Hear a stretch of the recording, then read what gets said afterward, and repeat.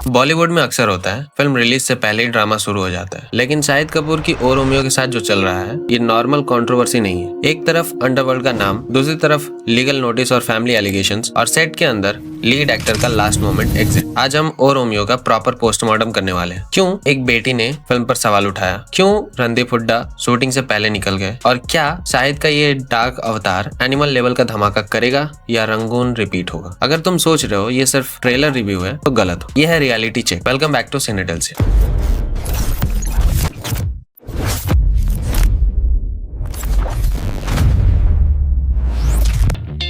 सबसे पहले प्रॉब्लम यहीं से स्टार्ट होती है। कहानी officially O Romeo William Shakespeare के ओथेलो पर बेस्ड है। I wanted to ask you, we know that this film is based on true events. Was there any permissions taken from the family before you went ahead with the film? Actually मैंने जैसे कहा ना, ये कहा एक mafia queen's of Mumbai करके एक book है जो हुसैन जैदी साहब ने वो कहानी लिखी है। मैंने उस कहानी के राइट्स लिए और उस कहानी के राइट्स लेकर उसके ऊपर फिल्म बनाई है।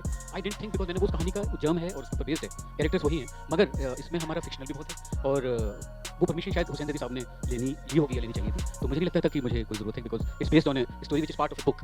लेकिन ग्राउंड रियलिटी, इनसाइडर्स और रिपोर्ट्स कुछ और ही हिंट दे रहे हैं। कहा जा रहा है कि ये फिल्म मुंबई के अंडरवर्ल्ड फिगर हुसैन उस्तरा की लाइफ से डीपली इंस्पायर्ड है। जैसे ही टीजर आया, लोगों ने डॉट्स कनेक्ट कर लिए और यहीं से इमोशन वर्सेस सिनेमा का क्लैश शुरू हुआ। हुसैन उस्तरा की बेटी सानुबेर शेख ने पब्लिक स्टेटमेंट दिया, फैमिली से परमिशन नहीं ली, फादर को गलत इमेज में पोर्ट्रेट किया और ये उनके लिए इमोशनली हार्टफुल था। सोचो जरा, ऑडियंस को चाहिए डार्क सिनेमा और फैमिली कह रही है हमारी लाइफ एंटरटेनमेंट नहीं है। रिपोर्ट्स के मुताबिक 2 करोड़ के कंपनसेशन की डिमांड भी हुई है, पर विशाल भारद्वाज ने कहा है फिल्म एक बुक पर बेस्ड है, लीगल राइट्स लिए गए हैं, लेकिन असली सवाल वही है, क्रिएटिव फ्रीडम की लिमिट कहां तक है।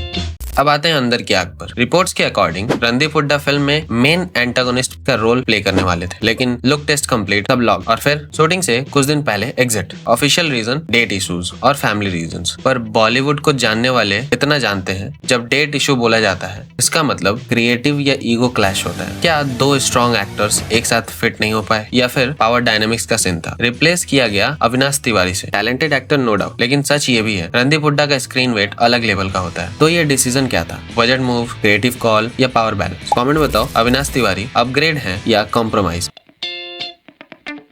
कंट्रोवर्सी के बीच ट्रेलर फाइनली ड्रॉप होता है और ऑनेस्टली ट्रेलर ने काफी डाउट्स क्लियर कर दिए। अगर तुम भी अभी शाहिद को कबीर सिंह वाला हीरो समझ रहे हो तो तुम लेट हो। ये वर्जन ब्रूटल है, साइलेंट है, डेंजरस। 1 मिनट 50 सेकंड पर ट्रेलर का टर्निंग पॉइंट आता है, पोएट्री खत्म और वायलेंस शुरू। कंपैरिजन ऑब्वियस है, एनिमल। रणबीर ने मैडनेस का बेंचमार्क सेट किया था। सवाल सिंपल है, क्या शाहिद उस लेवल को टच कर पाएंगे? विशाल भारद्वाज ने शेक्सपियर को मुंबई के गटर में उतार दिया है। फिल्म क्लासी है और मासी भी, बस एक risk, Valentine's day release, romance के दिन वायलेंस, जीनियस या गैम्बल? कमेंट बताओ।